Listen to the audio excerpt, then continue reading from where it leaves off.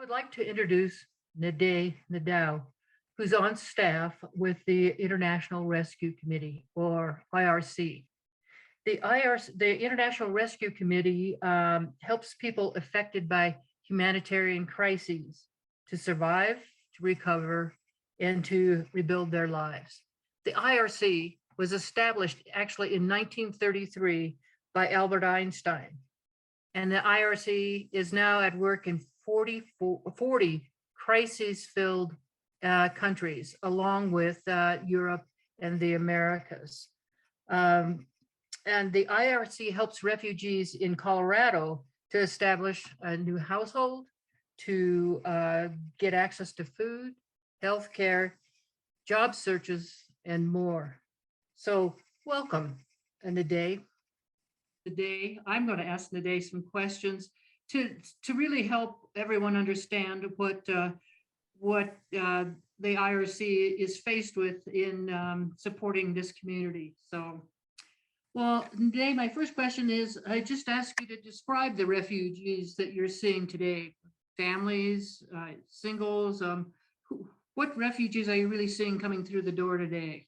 Yes, before I answer that question, Kathy, I would like to really thank you and your team for inviting me and having me here to represent IRC to answer those questions, to share more about the work we do. Currently we are supporting refugees, Afghan evacuees. We are supporting asylees, victims of trafficking, some asylum seekers who have been victims of torture, Cuban Haitian entrants, and also special immigrant visa holders from Afghanistan and Iraq. And within that, we are working with individuals, we are working with families, children who are under 18 years of age or so. Okay. And could you tell me what kind of education you provide to support them? That is education for their needs to be able to survive in our environment. What kind of support, educational support, do you provide to refugees?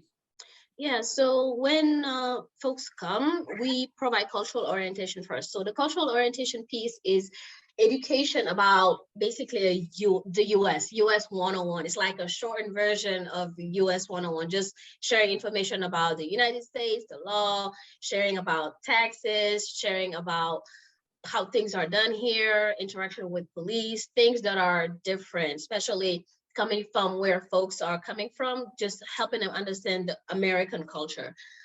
We also refer our clients to ESL, so English classes. So we work closely with Emily Griffith, Project Worthmore, and other organizations in the community that provide English classes to refer our clients there so they can get to learn more about the English, not necessarily perfected, but have a better English than what they currently have, to be able to help them with just being in the community, going to school, if they have to go to school, go to work eventually. Great. And do you do anything to help them get prepared to go into that workforce? Yes, absolutely. We have an employment team. So we have employment, we have folks, we have case aides, and we also have an employment team and job developer who assist those clients get into work that is sustainable, right? It's really hard to pay for rent right now. So making minimum wage is not sufficient. So we make sure that whatever job wherever we place them, there is at least enough to be able to pay for the expenses, pay for rent, some of the food and other bills that they have. Okay. Do you help them with anything else, like what some of their basic rights are in this country, or is that part of the cultural education that you give them? Yes, we do assist them with also psychosocial support. We have a healthcare team. So with the healthcare team, we have a healthcare coordinator and we have health aides who assist our clients with doctor's appointment, get connected to mental health services, psychosocial support, and also sign up for insurance. If they don't have insurance and need to sign up for insurance, we have a team that will assist them, because again, this is all new, right? And the system here is very different than where folks are coming from. It's already difficult for individuals who are here to understand the healthcare system. So we provide that assistance for those newly arrived individuals. Okay, so they get their health care through through a private method, through insurance and that kind of stuff, or is there any public health that you direct them to? So there is this thing called refugee medical assistance. So for the populations we serve, so they may be eligible for that. And our healthcare team, they also help them enroll in employer sponsors programs. They help them enroll in marketplace options and also traditional Medicaid. Okay, what process do your clients have to go through to become a permanent citizen in this country? What do they need to do to establish themselves so they're not expired and need to go home in 3 to 6 months? Right, that's a good question. So the path to permanent residency varies for our clients because each come with a different status. You know, one may come with a refugee status, someone may come with a asylum status or a special immigrant visa holder from Afghanistan or Iraq. So our team supports individuals in adjusting their status. So by adjusting their status, eventually they'll be able to apply for naturalization to achieve the highest degree of legal protection. And then also we assist them with accessing asylum representation, which is really critical, being able to have a lawyer represent you in front of the court when applying for asylum or applying for asylum. And also pursuing reunification with loved ones. So we help our clients apply for family reunification program, where if they have a child or family member overseas waiting for them, they were separated somehow, we are able to apply for them because of the status that they have while they're in the US. And eventually, it's a process. It will take some time, but eventually we help with reunifying families.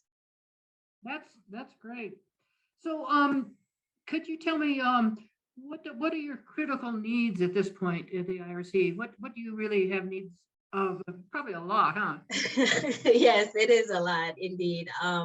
But definitely unrestricted donations, because with those unrestricted donation or unrestricted funds, we are able to provide additional services to the clients we serve. So for example, assisting with finding housing. Housing is a big need right now. It's very critical. Rental support is another big one. So being able to pay for rent, which the unrestricted funds comes in handy because we can tap into that pool of money to be able to help our clients pay for rent. We have need for car seats. We are working with families who are coming with little ones, so it's really important for us to make sure the safety of the kids are, at the forefront. Household items. So when we have newly arrived individuals, we have to place them in a home. So furniture, anything household related, laundry detergent, laundry soap, just things for the household. Those things are really helpful. We have an Amazon wish list, and within that Amazon wish list, it really has a lot of details about all of our critical needs.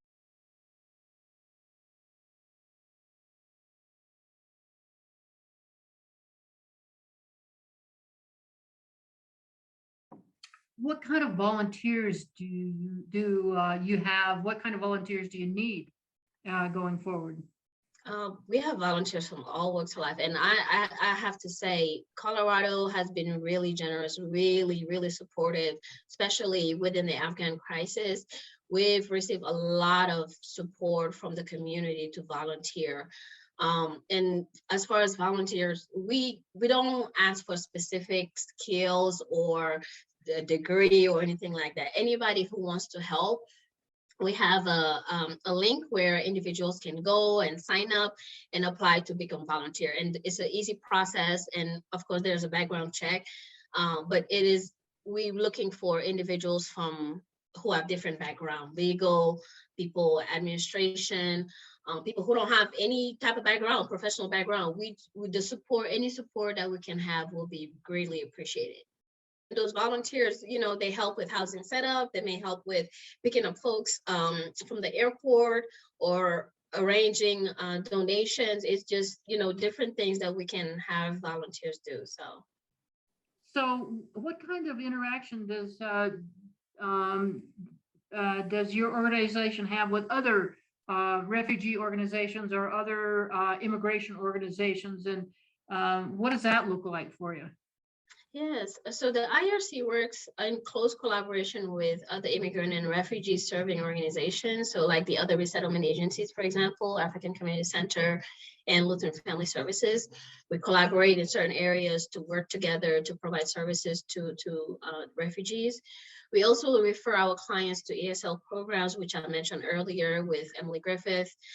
We refer them to health centers to receive healthcare services, food banks when needed, community groups, church groups, right? Or even mosques, because folks come with different spiritual background. So making sure they're connected with community groups and also places of worships to make sure they can have that community and they can have somebody they can go to in case of need. And also like ambassadors within the community, making sure they know who to go to if there are things that they need. And really our work could not be done without the strong support of the network that we have, the network of providers that are available here in Colorado. Well, that's pretty impressive. Now, I wanted to ask you a little bit about legislation, because I know that the IRC does take a look at what's going on in the legislative arena.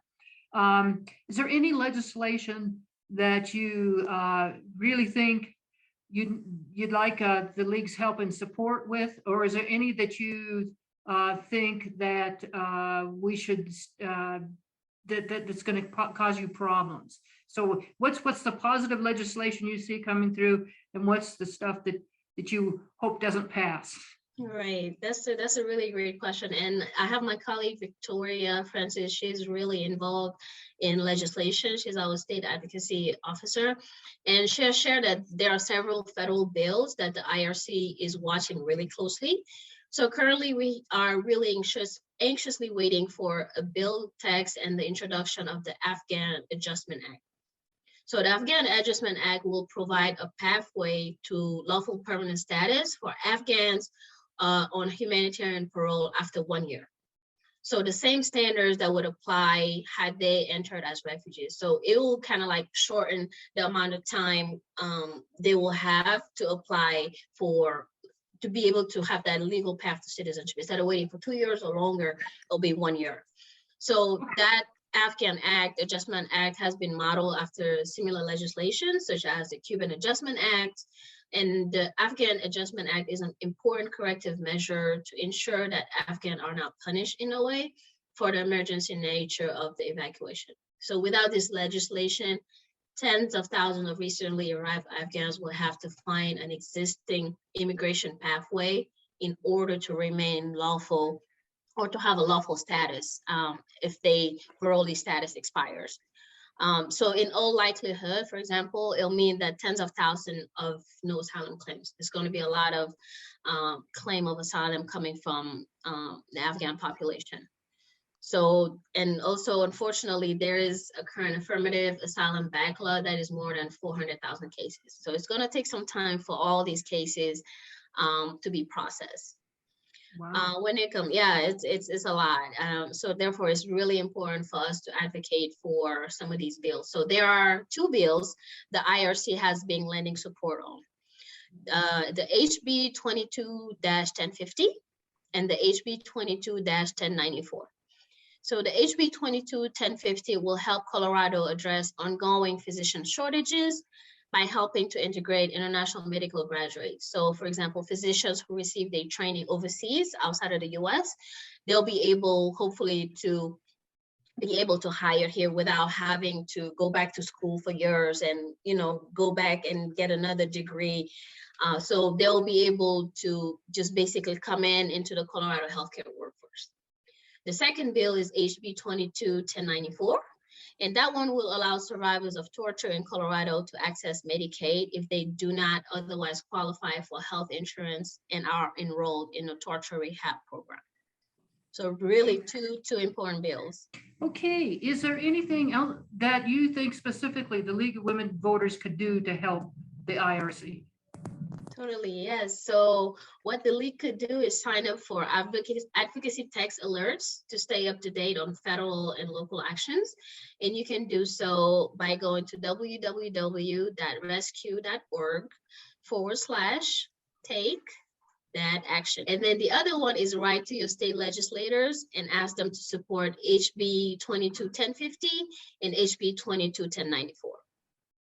Great, great. Well, I would like to thank you for helping us today in explaining all of the things that are happening and that need to happen with regard to support of the refugees as they come into our community. Thank you so much today. You're welcome, Kathy, and thank you so much for having me, and thank you for all the work you do.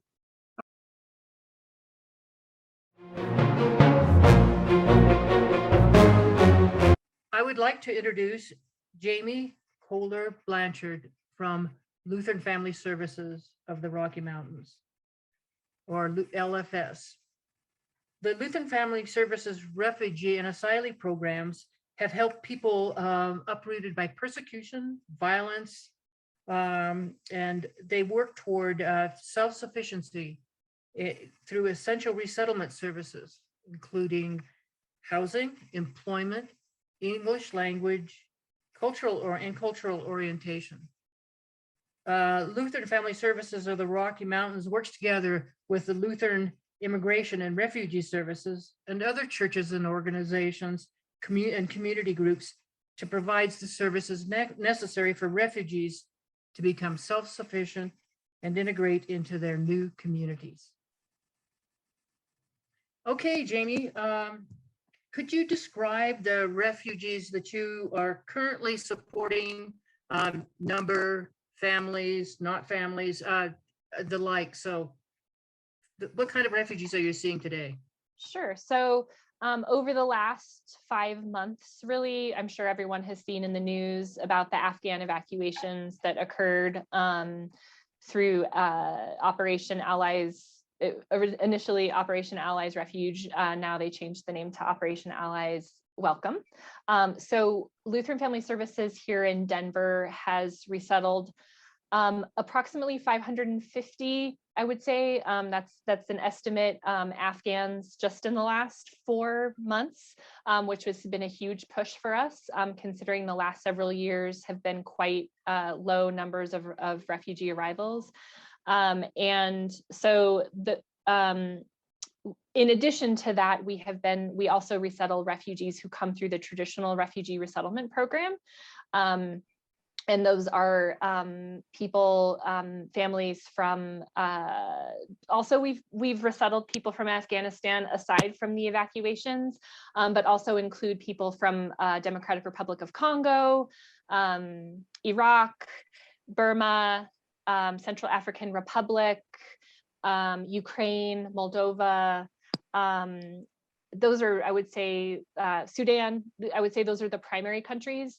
Many are families, even people that we resettled who are single, single people, many times come tied to another family. So they're adult children, maybe their parents are coming with them, or siblings. So we have most of the people that we resettle are part of family groups, and it kind of, the size of families depend, we have some very large families of 8 to 10 people. We also have very small families of single folks or couples without children.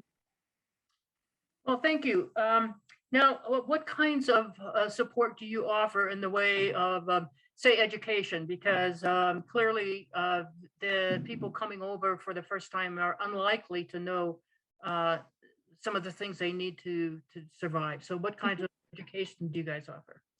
Yeah, so one of the first things that we do is we make referrals to English as a second language programs or English language training programs. So we work with partners like Emily Griffith Technical College, Jefferson County School District, some of the family resource centers that offer refugee English classes for refugees and asylees. So we make those referrals.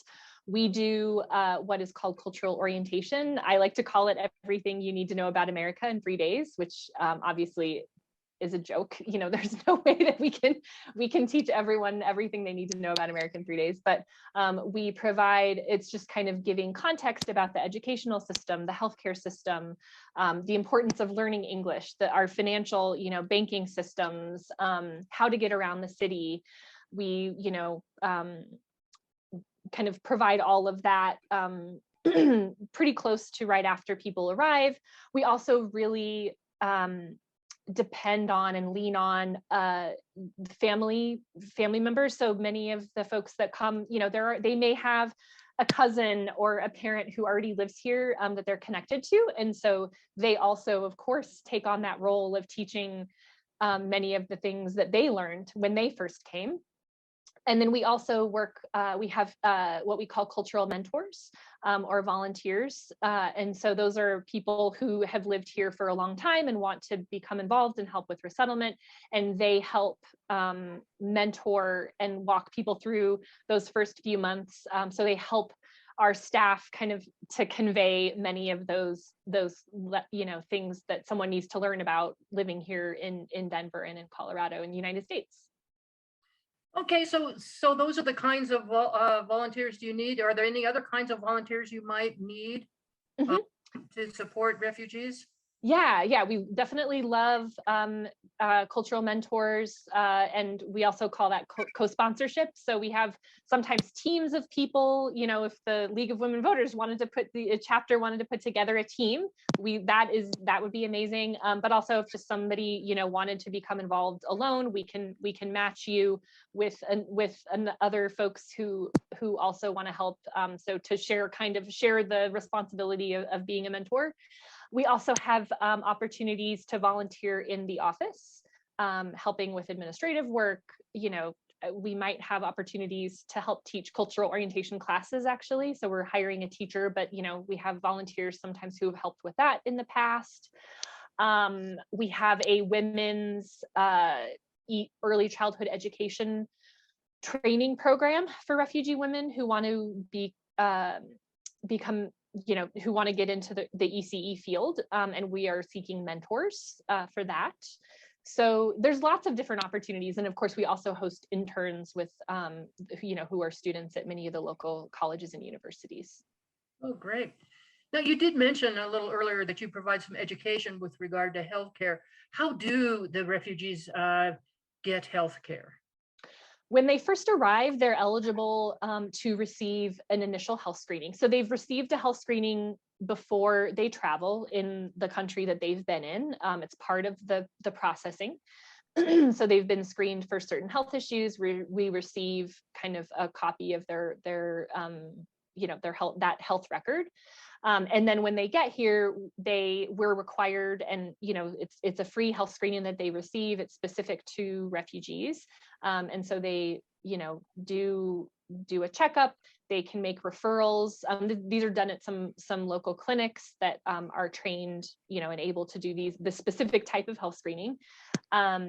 So they receive the screening, then they can get referrals if they need any specialized care or ongoing care.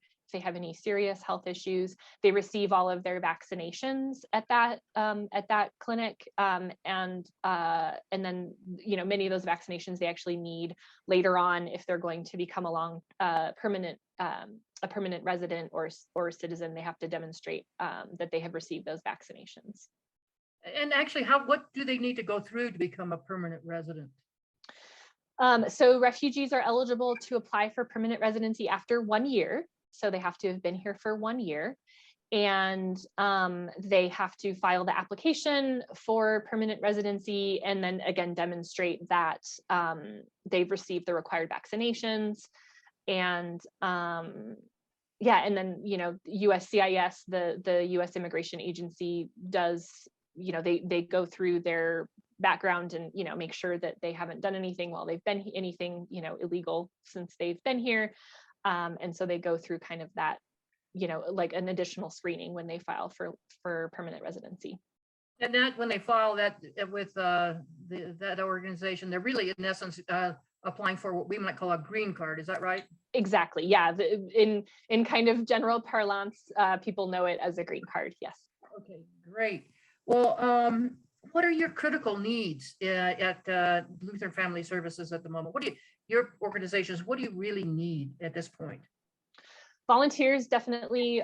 We always need, our volunteer coordinator told me this morning that we have 28 families, Afghan families specifically, and who are waiting for volunteer teams to be matched with volunteer teams. So we would love if people want to volunteer. We ask for a 6-month commitment to be matched. You're matched with a specific family, and you are interacting with and coming to their home, potentially inviting them over to your home, helping them with kind of, normal daily activities, or, so we ask for a 6-month commitment of approximately 1 to 2 hours a week per person of kind of contact time with the family. We have an Amazon wish list, which I can provide the link for. And that's just like household items, cleaning supplies, trash cans, paper towels, diapers, bedding, pots and pans, those sorts of things, small household items.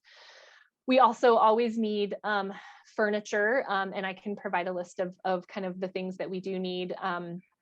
Generally speaking, it's just the basics. So we don't take desks or bookshelves or, armoires, but we always need twin mattresses that are in good condition. We need love seats. We need kitchen tables and chairs.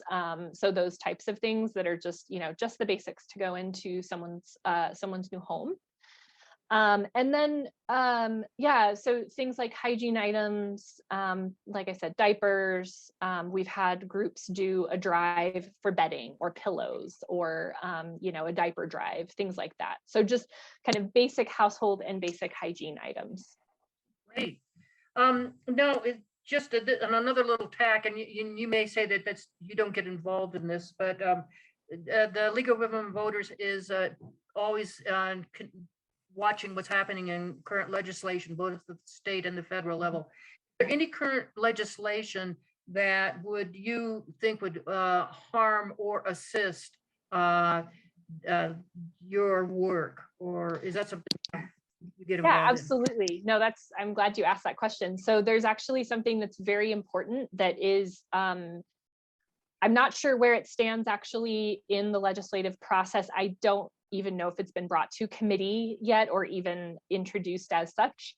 But there is something that we really, really need to pass, which is called the Afghan Adjustment Act. So right now, the Afghans that have been admitted under the Operation Allies Welcome program have been admitted with a status that's called humanitarian parole. That status gives them work authorization and Social Security cards. So we're able to help people get jobs. However, the status only lasts for 2 years. And so as the law stands right now, they will be out of status in 2 years, or will have to apply for political asylum, which is an incredibly long and arduous process, very challenging to get through. And, most people who represent themselves in asylum, it's very challenging. You really should have an attorney to help you file an asylum claim. And so the Afghan Adjustment Act would provide a path to permanent residency for Afghans who have humanitarian parole. And so we really would love if people would advocate with their elected officials for the passage of the Afghan Adjustment Act. Great. There's also some legislation at a state level. I know that there's something for mental health care for survivors of torture that is coming up before the Colorado legislature, which IRC has been heavily involved in, and I'm sure will be able to talk much more educated than me about. But that's something that would be wonderful. So those are, I would say, the two kind of pieces of legislation that we would really advocate for. And I'm not aware of anything at the moment that would be harmful. But we have to stay, we have to stay on top of these things. And I think making sure that our elected officials know that we just generally support refugees and immigrants in our community is really important. Even those that we think know that and support it as well, we really don't want to be caught off guard like we were 5 years ago, where we thought everyone was on board with that, and that was not the case. So I think making sure that even our elected officials who are traditionally supportive of refugees and immigrants, making sure that they know that we are also supportive of refugees and immigrants is important. Right. Is there anything you've talked about volunteers and some of the things that, and putting out lists of things that can be that you could use for establishing refugees? Is there anything else that you think that the League of Women Voters could do to help Youth and Family Services? So we have a citizenship program. We have attorneys who assist all immigrants actually who are eligible to file for citizenship. And we have some citizenship education classes. We have had citizenship mentors before, where someone who is coming up on their 5 years and they're eligible to apply for citizenship, they have a mentor to help them go through and practice the test questions and just prepare for the interview. So that might be, I'm not sure if we're still doing that or not, but we have the citizenship program, so we can check with our legal services and see if that might be something, since I know you all are all about civic engagement, and so that could be a thing. We could also potentially, if someone wanted to work with our cultural orientation program, as we have to get it back up and running again. It was one of the things that was a victim of the last few years of cuts on the refugee and immigration program. We weren't able to do a cultural orientation class as a group, but we're going to be ramping that back up again. And potentially, if someone was interested in being a guest speaker talking about voting rights or kind of how that works, that might be a possibility. So would love to hear more. I think we're open. We have kind of certain types of volunteer opportunities that we know, we know we need help with. And we try to kind of keep people mostly in those lanes, but I think we're open to hearing more ideas. Right before the pandemic, and we were talking about having the League come to the World Refugee Day celebration and do a voter registration event. So that is also something that we would be open to if, as we have in-person events again, hopefully having maybe, a presence for you all at World Refugee Day, which is in June. Thanks so much, Jamie. I would like to introduce Alexis Valeriano with the Colorado Immigration Rights Coalition, or CIRC. CIRC is a statewide membership in Colorado based on coalition of immigrants, labor, interfaith, youth, and other organizations, and it was founded in 2002 to improve the lives of immigrants and refugees in Colorado and the United States. And CIRC achieves this mission through nonpartisan civic engagement. Welcome, Alexis. Alexis, would you start by telling us a little bit about your organization and what you do? Yeah, thanks, Kathy. Hi, everyone. I'm the Denver Fellow for Colorado Immigrant Rights Coalition. It's a mouthful, so we say CIRC for short. And we do a lot of things. We try to serve the immigrant community across the state. We have organizers in different regions spread out. And so we do many things. Sometimes it is local work that we do, helping with local campaigns. Or it can be a statewide campaign where we have people working on legislative policies such as giving undocumented immigrants a pathway to getting a driver's license in the state of Colorado. And that's something we did in the 2010s. And it's a program we're still working with. For example, we provide legal services to the community. We don't have an attorney and an organization, but we do help people currently with DACA renewals, for example, or if they want to apply to citizenship and they meet the requirements, we also help people with that. We have a hotline as well that we're a part of 24/7. And people can call if they have any interactions with ICE. So yeah, we do a lot of things all over the place. And one of the core things about CIRC is that it's a member based coalition, you know? And so we have a lot of people that we get to work with. And it's a vast and great network and deep network that we have in the community, in many communities across the state. So that's just a snippet of what we do. Really? Yeah. No, if on the immigration work that you do, that's just one aspect of it, as you said. But do you work with any specific immigration community at this point? Is there one particular community that you have a focus on? Yeah. If you think about it, like 40% of the immigrants in Colorado are of Mexican descent. I'm one of them. And so large portion of the people we work with in the community are from Latin America or are descendants of Latin Americans. So that's a majority of the community we work with. Okay. Now, are you working on any specific legislation that you would like to make us aware of in this session that we're in now, both on the national level and on the state level? Are there specific pieces of legislation that CIRC is focusing on? Yeah, we work on, as we said, on driver's licenses. Last year, we passed a bill that essentially made it illegal for the state of Colorado to share information with immigration enforcement at the federal level. And our membership got to vote last year on what we should work on this year. And they said that we should work on enforcing that bill that we passed last year.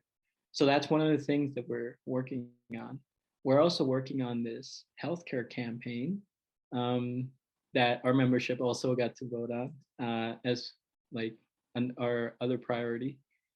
And we are going to try to get immigrant undocumented children in the state of Colorado access to healthcare. Currently, undocumented immigrants, undocumented children can't apply for Medicaid or health insurance if they're below a certain poverty level. And that's something that that we decided, you know, at CIRC that is very important. And that's one of our legislative campaigns active right now. We have sponsors and we're also trying to create a grassroots campaign because that is the first step towards healthcare for not only children, but for all in Colorado. Access to healthcare, especially now that we are, it seems like the forever endemic. So children should have access to affordable healthcare, and that's something that we take seriously, and so we're acting on it. So that's one of our things that we're working on. Okay, good. Are you focusing on any national issues? Yeah, so we do some federal work we work with another coalition. So this is a national coalition called FIRM. And we do a lot of advocacy on federal policy. Obviously, when the time comes, we work with our politicians as well in trying to pass policy. Currently, the status of immigration reform or an immigration bill, there's little hope. There's little hope, let's say that, of passing that during this administration's term. But that doesn't mean that we can't keep up the pressure. That just means that there's a lot of work to be done during this administration. And so we are, for example, noticing what people are talking about, such as not necessarily having a pathway towards citizenship for all, but talking about temporary status for some folks, such as like DACA, but for the rest of the undocumented immigrants in this country. But you know, the way the political winds are going and shifting, there's still a lot of work for us to do. So, Yeah. Yeah. Yeah, and I'm glad you mentioned DACA, because that is certainly something that it could be focused on at the national level. But as you said, you know, things aren't moving quickly in there. So what challenges is CIRC facing at this point in time? What are some of your challenges? Yeah, you kind of hinted at it before, but some of the challenges that we're facing is obviously passing, because one of the things that our membership actually wants, and is coming from our federal steering committee, is that people want a pathway to citizenship, right? They want to make this country better, hardworking, peaceful residents in this country just want to live in peace without fear. And so that's obviously one of the most important things and challenges that we're facing. As an organization, we're also thinking about expanding beyond Latinx communities, and because immigrants in Colorado are not only Latinx, but we also have refugees and immigrants that are Muslim or from Southeast Asia. So yeah, there's a lot of communities that we still need to work with at a deeper level, where we have begun taking the first few steps and reaching out, but that's something that we are looking forward to this year, and strengthening those relationships at the grassroots level. Good. Well, what can we as members of the league do to help CIRC? Yeah, there's a lot of things that members and just individuals can get involved. There's a volunteer program that we began last year. Then people can come and join us and have they can come in to an event, to a protest. They can help with interpretation. They can help us with the workshops, because we have a naturalization and DACA workshops. They can, members and everyone, I guess, can also help in giving Know Your Rights presentations. We give Know Your Rights presentations in the community. I've given them several times this past year. even during that pandemic, people and immigrants are open and want to have some, I guess, in-person interactions. So that's something people can do as well. And we would train them, of course. Yeah, we have a lot of things going on. The hotline I mentioned, and that's something people can come and help out with, like, put in a 2-hour shift per week, help out during the hotline, do intakes for people who come and call. So yeah, they were obviously working on the healthcare campaign, and we want more of a grassroots approach. So like, tell your neighbor about it, come and contact us if you want to help out more and get involved. So that's one of the other things. Well, thank you. Now, when you mentioned workshops, do you have a list of specific workshops that you give, and how do you then alert the public to those workshops?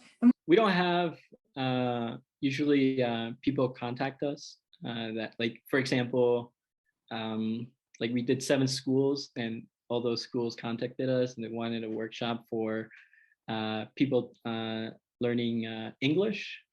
So we went to a class and we did a workshop, for example. Know your rights, essentially.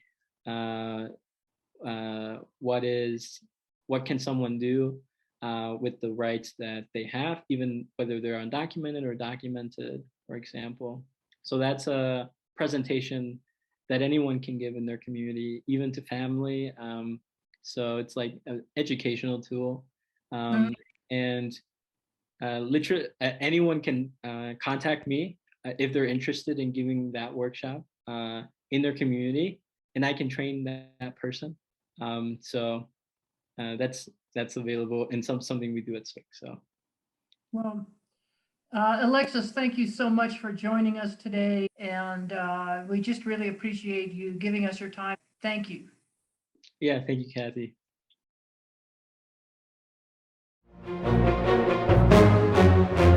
This evening, I'm fortunate to have Na Vong Sandoval here with us to talk about the Refugee Congress. Refugee Congress was established in 2011 by the United Nations High Commissioner for Refugees. And the High Commissioner brought together refugees and asylum seekers from across the United States, recognizing that the refugees and asylees really ought to have a voice in a lot of the decisions that are made about what happens in this country, what's implemented going forward. Now, we're fortunate to have Na here with us this evening, and I want to say that she is Colorado's representative on the for the Refugee Congress, and she'll tell us a little bit about that later. Na is actually a refugee from Vietnam, and she escaped with her family at the end of the war. And as you might recall, that was in the 60s. She came over after spending some time in a refugee camp with her family. And some of you might remember, they were all referred to, those refugees at that time were referred to as the boat people, or some of them were, not all of them, but some of them were referred to as the boat people. So welcome, Na. I appreciate having you here.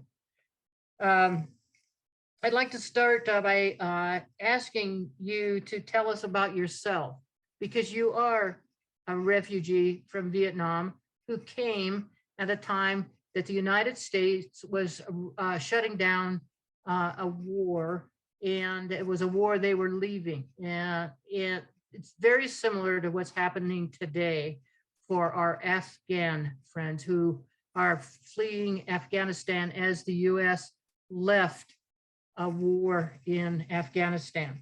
Tell me, what was your experience like being in that kind of fleeing refugee situation? Thank you, Kathy, for that wonderful introduction, and thank you for having me be part of this conversation to share something that was not only pertinent during the time that we had arrived or even during our journey from Vietnam to now, but extremely pertinent to the displaced people today. And I want to just make I want to just clarify on the end of the war, the Vietnam War actually ended in the late 70s, and the diaspora of Vietnamese refugees and Southeast refugees at the time spanned across a 20-year span. So it was the end of the war, which was 1975, all the way to 95. And so certain groups, like you had mentioned, Kathy, were referenced to as the boat people, as my family and I were. But you bring up important points in that there are tremendous parallels that I see with our experience as Vietnamese refugees with the Afghanistan crisis, which, as you mentioned, a couple of the things were the fact that there was US intervention. There was the US troop withdrawal that was pretty quick and almost in a turmoil fashion in the way that it was conducted in order to get certain groups of people to safety. It was, and another parallel, or a couple of other parallels that I'd see is also the fact that during that time for us and during the time for Afghanistan right now, there was an extremely violent, brutal government that was trying to overthrow the country. And it also occurred through the span of 20 plus years. So the parallels are uncanny and also extremely emotional for someone like me who has to witness it once again. As far as the human atrocity, human loss, the loss of lives, and also just as important is the way that displaced people are being received or not received into different parts of the world, including the United States. We came over not by choice, as with any other refugee or any other person who is fleeing their homeland and country. We had no other option. And if we did have options, they weren't the best options for us. We either stayed and took the risk of starvation,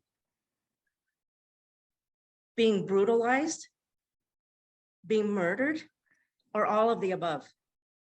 And there were things called re-education camps back then, which were really torture and labor camps for people who did not subscribe to the regime at the time. So the outlook was not so great had we stayed, but we didn't know how our outlook would look once we left either.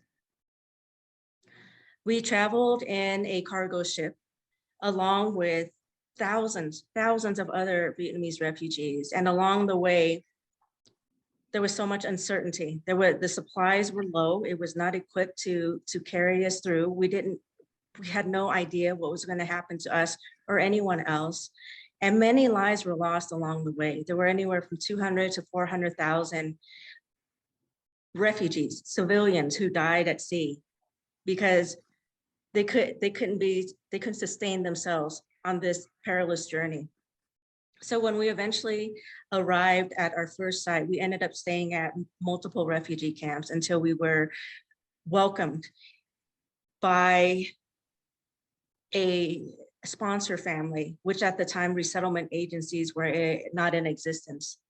And therefore it was predominantly through the work of nonprofit organizations, faith-based organizations, and they were provided with federal funding in order to set up some kind of assistance. And the sponsor families were provided with a stipend to help us get back on our feet and eventually be able to repair a lot of the trauma that we've gone through, but also to rebuild our lives again. Wow, so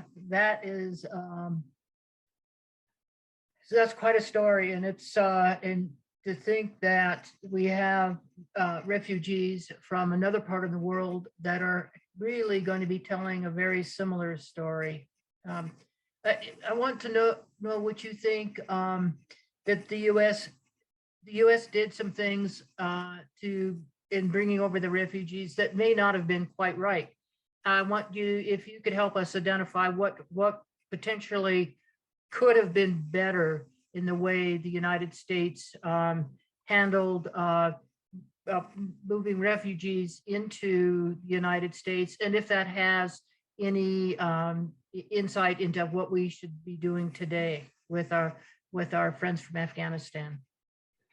That's a great question, Kathy. And I really pondered about that as I was witnessing so much media coverage on what was going on with the crisis in Afghanistan, and particularly at the airport, right? And where all of the huge congregations were at of civilians.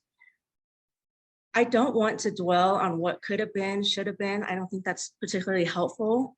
I want to move forward in the steps that we can take from this point forward, because that's really the only impactful way to assist displaced people. What's done is done. I wish we could have a magic wand and go back and try to resolve and rectify some of these actions, but we can't.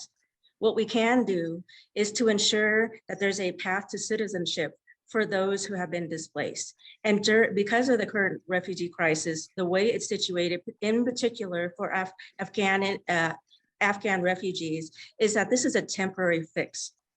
I'm sure from your conversations with other people who are working in the field, there's a status called the Afghan Parolee status, which only gives you temporary status, not the kind of status that we had where we're allowed a path to citizenship to eventually ultimately become naturalized. Without becoming a citizen, you don't have the protections that you should have in order for you to be able to maintain residency, to start that life, to build that life. And therefore, that's an extremely important step. But the way it's set up now is that Afghans are allowed here for a certain period of time, usually about a year. And after that, they'll have to apply for a asylee status, which means they'll have to get in back of the line of everyone else. And as you know, that particular situation has a lot of moving parts, as well as huge delays and huge complications and huge challenges that are not being addressed right now. So the chances of actually happening without being deported back to your country of origin, which is extremely dangerous and extremely volatile, is unlikely or very minimal because of the volume of people that are already waiting.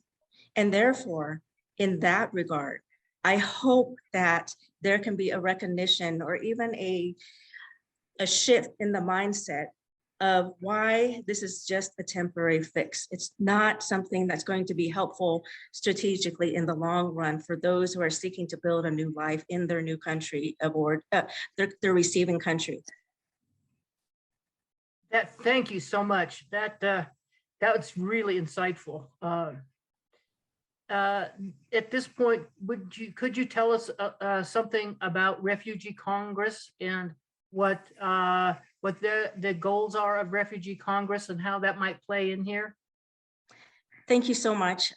As you had mentioned, I'm the Refugee Congress delegate for Colorado. There is one delegate per state. And also, as you mentioned, Kathy, is that we started because there was no organization in existence in the United States that was led by refugees, immigrants, and asylum seekers. Decisions were made through a lens that did not have those lived experiences, which is significant when you're talking about policy and you're talking about meaningful impact in order to ensure that what you're doing truly helps those communities that it was intended for.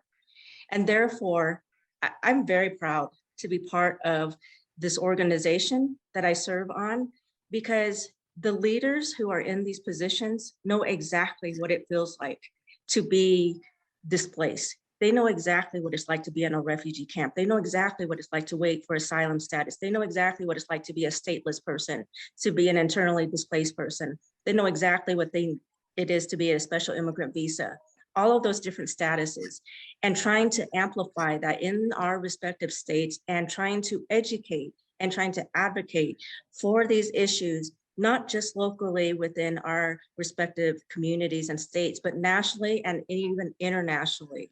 So we have a whole collective group of leaders who are working toward ensuring that every single human being who is displaced has their issues not only addressed, but amplified, and policies are moving in the direction to ensure that everyone has an opportunity to make whatever country it is that has welcomed them their new home and all the protections associated with it. But not only that, but we serve to provide that resource for all of the issues associated with that. When we had the presidential determination that occurs every single year, where the president requires Congress recommendations as to what the determination, the numbers would be in order to allow refugees in each year. When there was the Haitian crisis, which is still going on right now, the Afghanistan crisis, asylum seekers, any of those issues we want to address, we want to elevate it. And we are in constant contact with the decision makers in Washington, DC, as well as the office of the White House. And therefore, it really brings it to a whole other level. The cohesiveness that we have with our messaging sends a very strong message that this is what we believe in. This is what we feel is the most effective way to address this issue. I mean, in fact, I'll give you a perfect example. We just had a letter that we sent to the White House addressed to President Biden. And it was signed by over 100 refugees, asylees, and immigrants from all across the United States. It made it to the White House, and we basically said, we need to end this Remain in Mexico policy. It's not working. It's not working. We need to address the issue where it's at. People are still being displaced in these volatile situations. And we have a united voice, which is really effective, and it's very impactful to know that it's not one or two refugees who believe in this. We all do, all 50 states. And therefore, we recognize that this impact needs to be heard and there needs to be action taken. And who better to know these issues than the people who've been impacted before? Great. Now, now I would like to ask you now what you think the League of Women Voters can do to help Refugee Congress. Well, I love the fact that you want to partner with us, because we want to partner with you as well. I think that you're a wonderful resource to getting the word out there and trying to garner support on issues that you believe should be addressed as well. So one of the things that we do on Refugee Congress, we have what's called a toolkit that we provide. I think is wonderful because it does all the work for you. So basically what you do is you'll follow us on social media, Refugee Congress, follow us on Twitter, follow us on Instagram. And every so often where there's a big major issue, or even if there's not, you'll see that we'll provide you a toolbox of things such as graphics you can use to share, to inform and educate, quotes from delegates. You'll see a lot of my quotes on there when you go on there, like for Black History Month, for Lunar New Year, for whatever the issue or the situation is currently. We're going to be very much on top of that. But what is significant that I think would be very powerful and useful for you to do in order to bolster the message is that we also hold events we partner with 90 plus different organizations across the United States. We have virtual events, we have sometimes in-person events in our respective states, and you're going to hear from first-person accounts as to why that issue is important. How wonderful is that, right? Because when you hear it on the news, it's not even a third-person account, it's probably a seventh-person account, because they don't have the direct interaction with the actual issue.